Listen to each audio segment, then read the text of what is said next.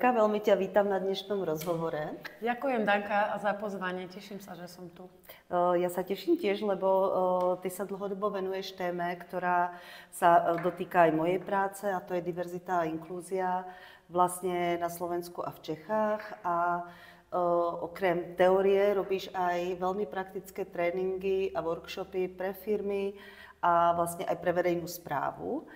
A v čom sa my dve stretávame je, že ja pomáham cudzincom, aby sa sem legálne dostali, ale ty si tá, ktorá im pomáha už, aby sa tu cítili dobre, aby sa v tom novom prostredí vlastne cítili aspoň, jak sa dá, ako doma.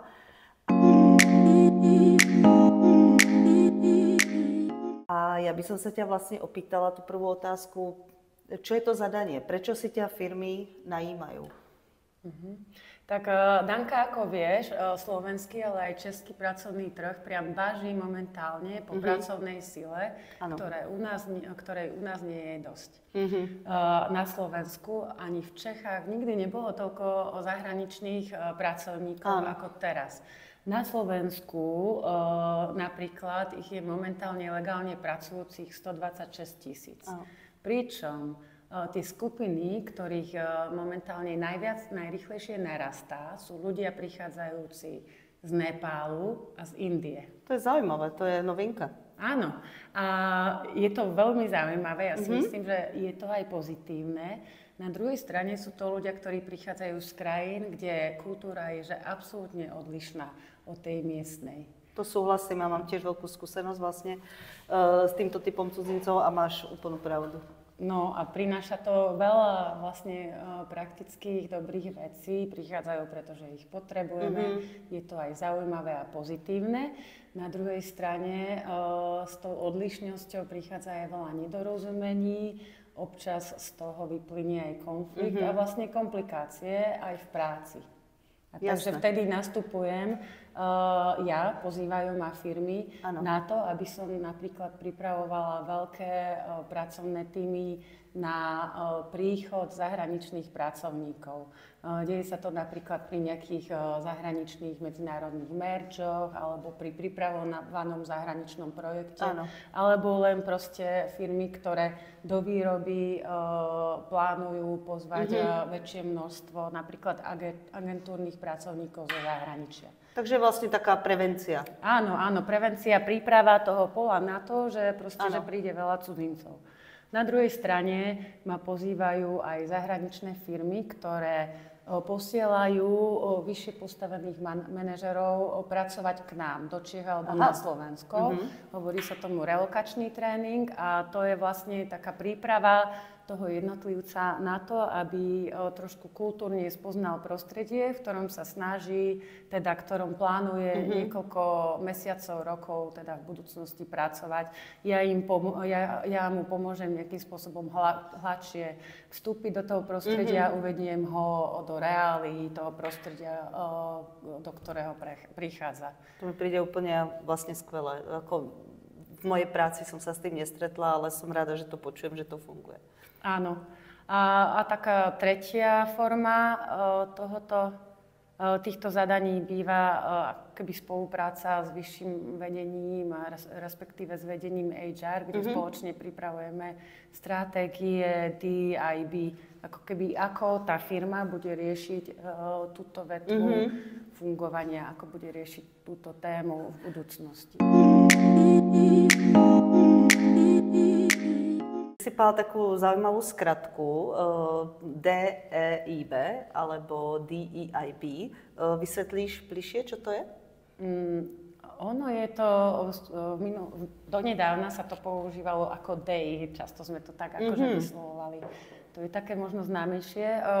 Nedávno pribudlo to Bčko k tomu a je to skratka pre vlastne túto stratégiu nastavenie vlastne prostredia prijímajúceho pre cudzincov a pre menšiny v tom pracovnom prostredí, vlastne v tej firme, na pracovisku.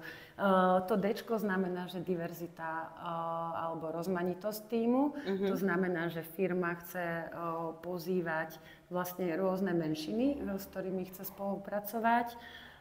Ečko to znamená, že equity alebo rovnosť, to znamená, že vlastne, že firma sa snaží pripraviť vlastne spravodlivé podmienky pre všetkých. Pričom equity neznamená equality alebo vlastne, že rovnakosť. Aha. V zmysle, že každý jednotlivec potrebuje nejakým špecifickým spôsobom upraviť pracovné prostredie tak, aby vedel efektívne fungovať podľa jeho konkrétnych potrieb. Inklúzia je vlastne slovo, čo poznáme. Ide o to, aby každý pracovník nielen, že je ako keby zamestnaný v tej firme, ale aj aktívne participoval na chode tej firmy a možno, že vkladal aj tú svoju inakosť do tej spolupráce. A to urobí jedine, keď sa bude cítiť ako keby included, inclusion, že vlastne vie, že nie je ohrozený, keď nejakým spôsobom prinesie tú inakosť. Hej? Že má tú odvahu sa vyjadriť a vlastne aj participovať. To demonštrovať ako navonok a vlastne vyťahnuť to pozitívne z toho pre tú firmu. Akoby. Áno, presne tak. A samozrejme s tým je spojené aj to Bčko, čo som spomenula, to je belonging. To je taký nový koncept vlastne psychologického bezpečia na pracovisku.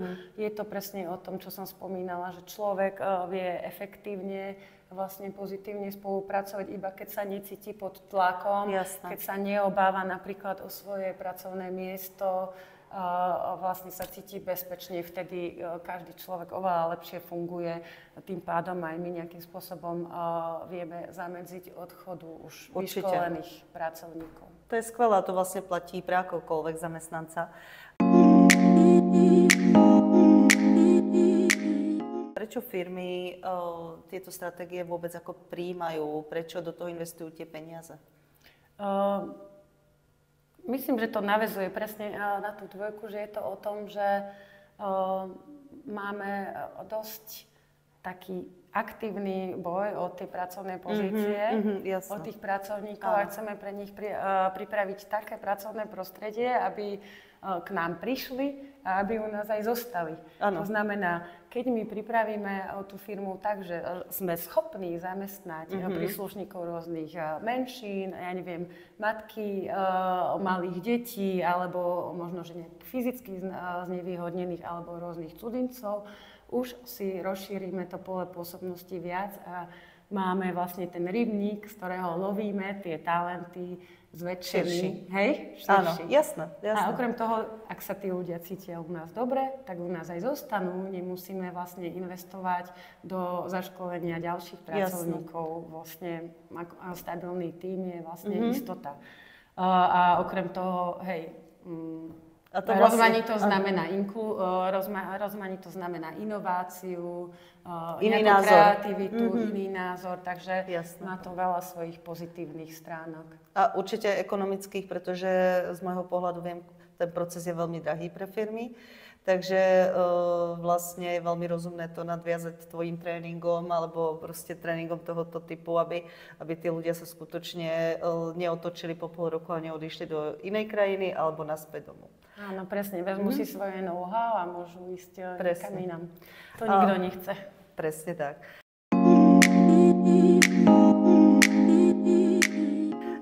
Ja tu mám štvrtú otázku a to je vlastne veľmi ako nadväzujúca. Čo takému tímu prináša, a hlavne to pozitívne, tá multikultúrnosť a diverzita, ale samozrejme ty máš skúsenosti tie negatívne z tých tímov, tak čo do toho tímu prináša táto? Tak samozrejme, že nebudeme si klamať, že keď si rozumieme, pochádzame z toho istého mesta, máme nejakú minimálne spoločný jazyk, oveľa lepšie sa nám ako keby funguje. Ľudia majú tendenciu sa zhlukovať do monokultúrnych ako keby skupín, keď pracujú. Ale vzniká takzvaná, že echo chamber, to znamená, že taký démon súhlasu začne medzi nami ako keby fungovať, že si pritakávame, neprinášame ako keby nejaký nesúhlas do toho nášho fungovania, ale tým pádom neprinášame ani inováciu, nejaké proste takéto kreatívna iskra, to trenie. Takéto možná thinking outside box? Presne tak.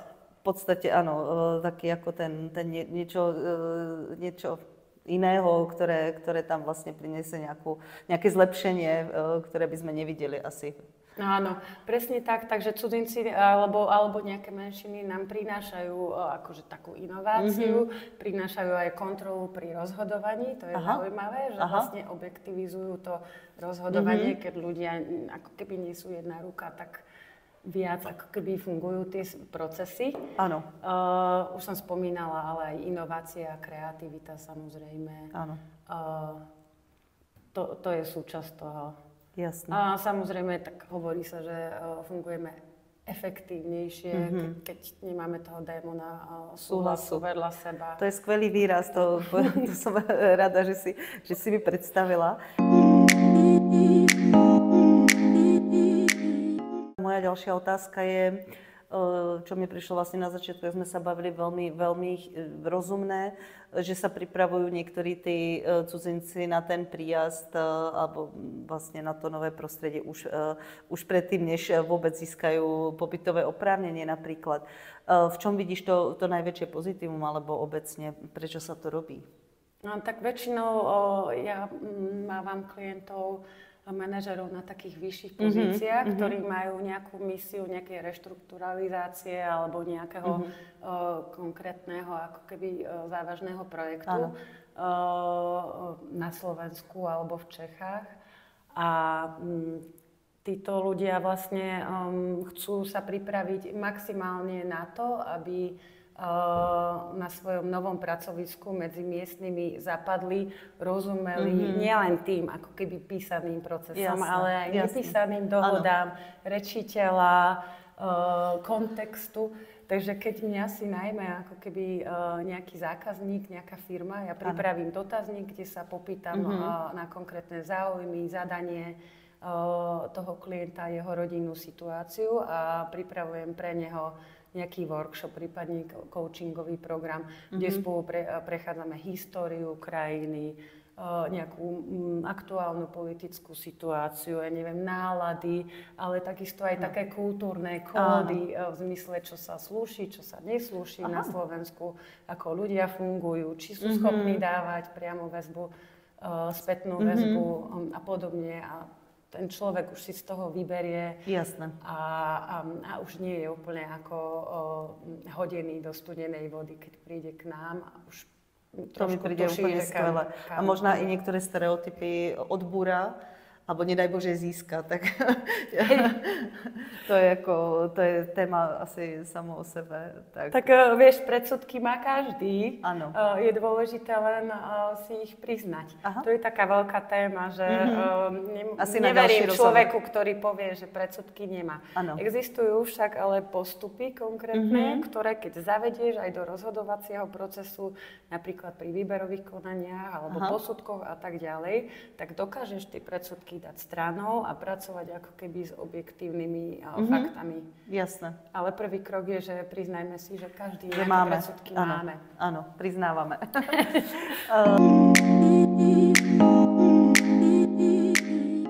Vlastne tá ďalšia otázka je, už proste sú týmy, majú veľa cudzincov a začne sa tam tvoriť a často je to, že tí cudzinci si navzájom doporučia tú firmu a sťahujú sa tu vo väčších počtoch a začne sa v tých tímoch vytvárať nejaká ako monokultúra nejakej národnosti a niekedy to možno tým miestnym zamestnancom i začne vadiť. Čo vlastne na toto, vlastne vôbec, aký je k tomu názor a čo sa s tým dá robiť? Či vôbec treba niečo robiť? No, ja si myslím, že je úplne prirodzené, že ľudia majú tendenciu sa zhúkovať so svojimi súkmeňovcami. Nemôžeme sa ako keby tomu čudovať. Už ešte duplom, ak je tam spoločný jazyk. Jasné. Nejaký, hej? Že, a jazyková bariéra voči tomu miestnemu spoločenstvu. Áno. Takže jasné, deje sa to, je to pochopiteľné. Áno. A je veľmi ako keby... Spomínala som, že je to prirodzené, ale nie je to ani veľmi žiaduce, treba povedať. Ale nedá sa s tým pracovať tak, že rozdelím tých ľudí a proste, že na silu budem ako keby rozbíjať tie prirodzene vytvorené skupiny, ale HR oddelenie by malo premýšľať nad tým, ako vytvárať nejaké dielčie projekty alebo nejaké príležitosti na to, aby tí cudzinci začali viac akoby spolupracovať, stretávať sa hlavne s tými miestnymi. Začína sa to nejakými, ja neviem, kultúrnymi podujatiami, ja neviem, nejakými team buildingami, samozrejme. Jasné. A skončiť to môže aj nejakými dielčnými projektami. Dôležité je, aby tí ľudia si k sebe našli cestu a zistili, ako keby preskúmali to prostredie, nejak sa proste spoznali. Jasné.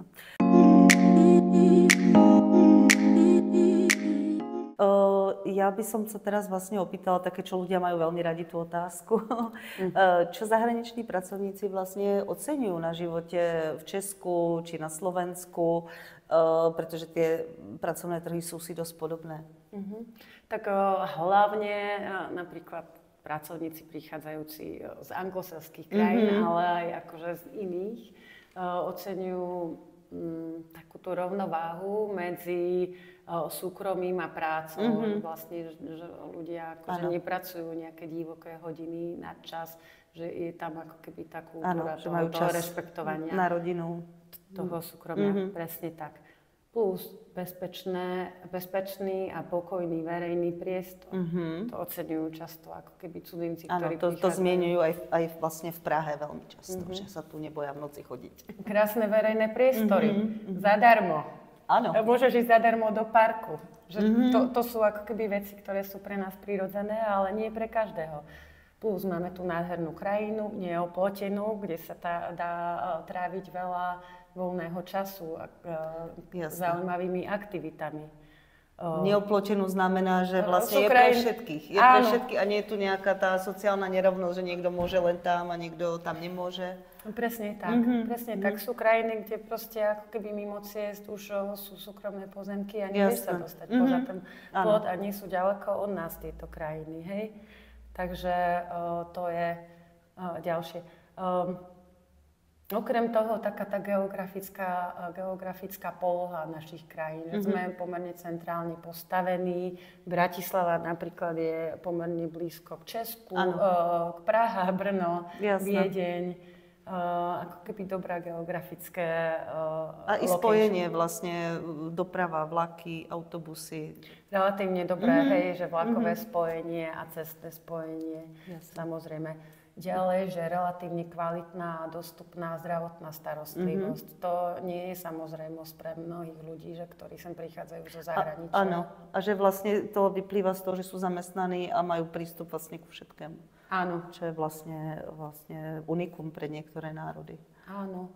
A takisto jazyk, akože treba povedať, že ten slovenský aj český jazyk je pomerne blízko slovanským jazykom, pričom akože množstvo zahraničných pracovníkov prichádza z toho postsovietského priestoru a slovanský jazyk je samozrejme, že jednoduchší pre nich. Áno. A okrem toho mnohí už Slováci a Češi v prostredí biznisu alebo v akadémii, vo výskume rozprávajú obstojne po anglicky. Takže akože aj jazyková prístupnosť je fajn. No tak to sa dobre počúva.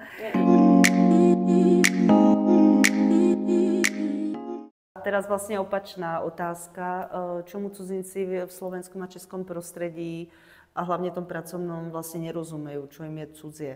To je akože taká veľká téma aj v tých mojich medzikultúrnych školeniach, tých relokačných na Slovensku, ale ani v Čechách, že nie je veľmi pestovaná kultúra spätnej väzby.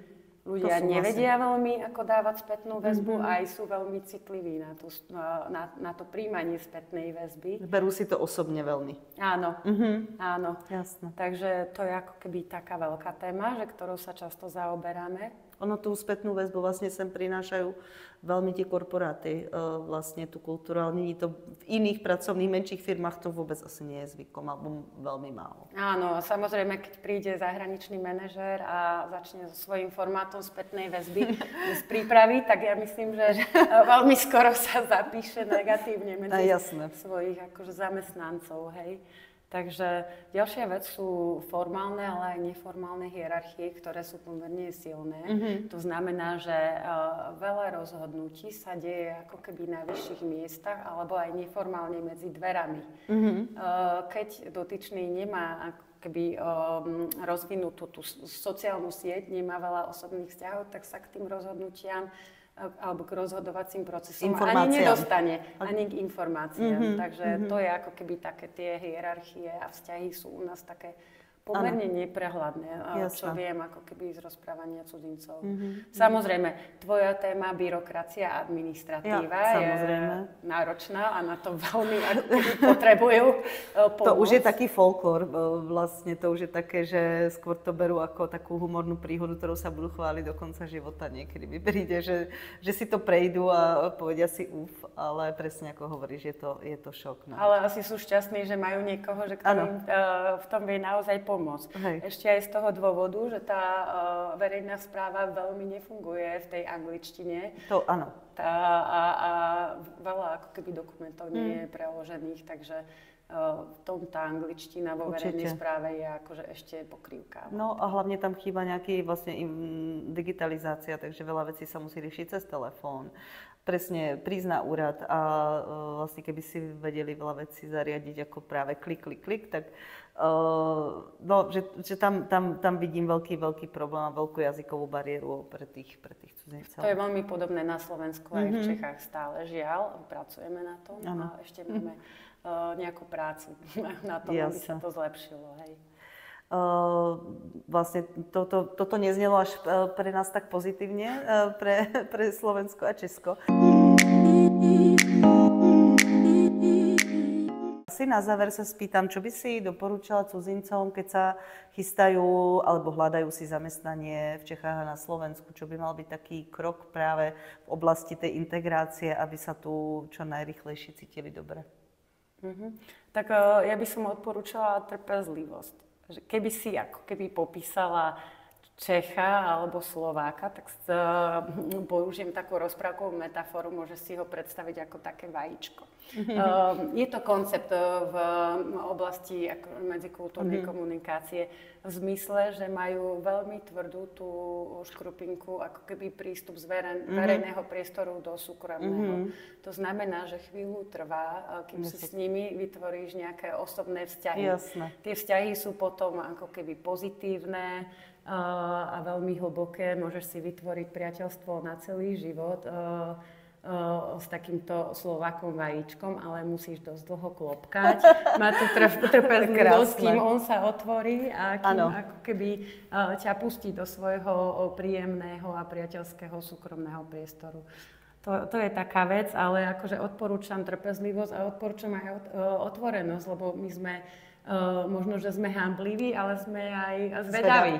Takže je fajn si keby mať trpezlivosť a snažiť sa o ten kontakt, lebo ľudia sú radi nakoniec, keď sú priznaní k tej komunikácii. Určite. Hej, a k tomu priateľstvu. To je úplne skvelé vlastne ten popis tej našej povahy podľa toho vajíčka, pretože si myslím, že keď si tu už niekto nájde tých kamarátov, tak ich má na život.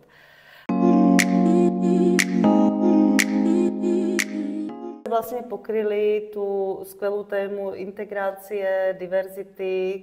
Mňa to veľmi baví, že pomáhaš vlastne cudzincom, aby sa tu cítili u nás dobre a vydržali u nás čo najdlhšie. Ja som veľmi rada, že im pomáhaš, aby toto zvládli po tej administratívnej stránke, aby sem sa vôbec dostali. Presne tak, no tak takto sme im urobili takú hladkú cestu k nám a dúfam, že sa opäť stretneme na nejakom projekte a budem sa tešiť. Áno, aj ja. Ďakujem.